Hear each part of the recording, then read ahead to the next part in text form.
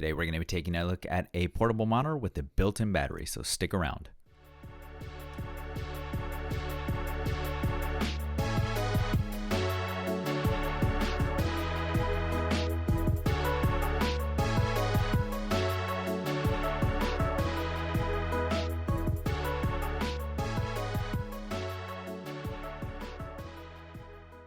So before we check out the monitor itself, we'll be looking at some of the things that come inside the box.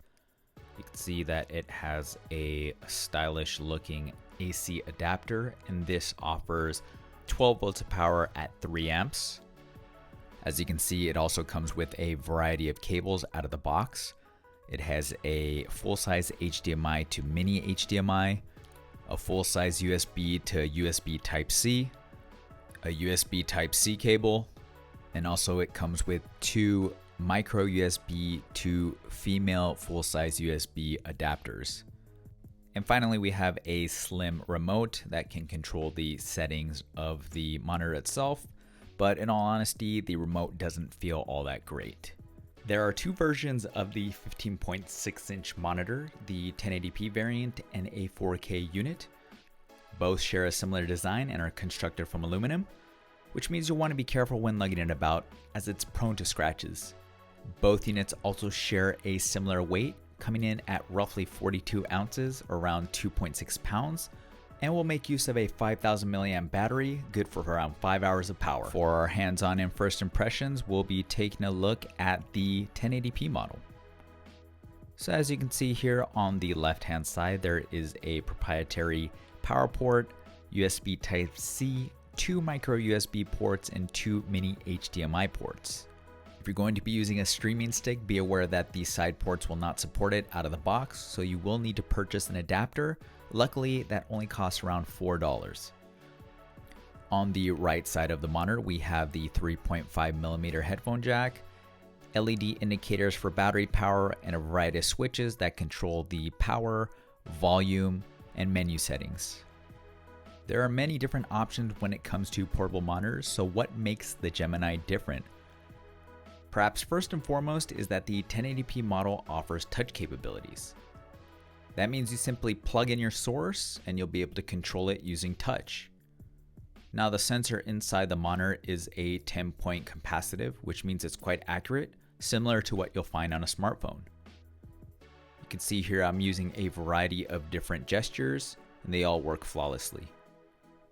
Now this functionality doesn't have to be used just to navigate through menus and can be also used while you're gaming.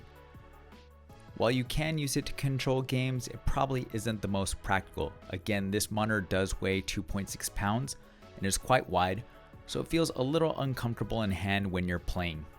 But nonetheless, it is an option and can be done, and it's something that's a little bit different than what you might find from other portable monitors, and is a very nice, convenient feature to have.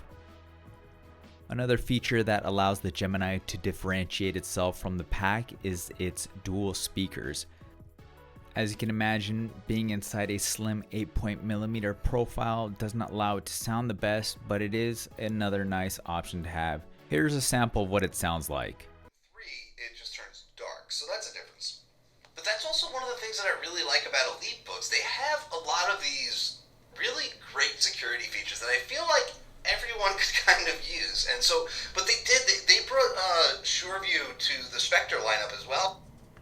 If you buy a new Spectre PC, you can get it with SureView. One of the guys from HP often says that there's 2 kinds of people. As you can tell, the sound from the smartphone was a lot better, but it's nice that the monitor does have speakers. When it comes to something that makes this unit stand out, the Gemini's Kickstand has to be it. Unlike other portable monitors that offer a flimsy case or other lackluster solution, this model actually delivers and gives you a lot of different options when it comes to adjustability. So you can have it at different angles and it'll stay put no matter how much pressure you put on it. And again, since this is a touchscreen, you probably are going to be touching it, which means that the hinge and the kickstand need to be reliable. Now the kickstand isn't perfect. It is quite flimsy when it comes to the material used, which means that you can bend it, And it also has sharp corners, so you'll probably want to be very careful when handling it.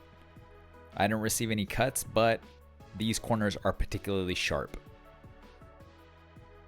Now, although this monitor is a plug-and-play solution, that doesn't mean there aren't different ways to customize the look. It does have a deep and detailed menu system, so I'll just leave that on the screen and you can pause it to have a look.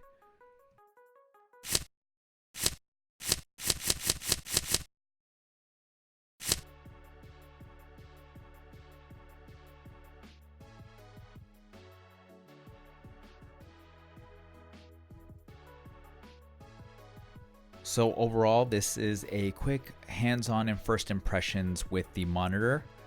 There's a lot to like about it, and the pricing is actually quite superb. The only catch is that you won't be able to find this in stores quite yet. It is available through a Kickstarter campaign, which I'll leave in the link below. Pricing starts at $220 for the 1080p model and $330 for the 4K variant.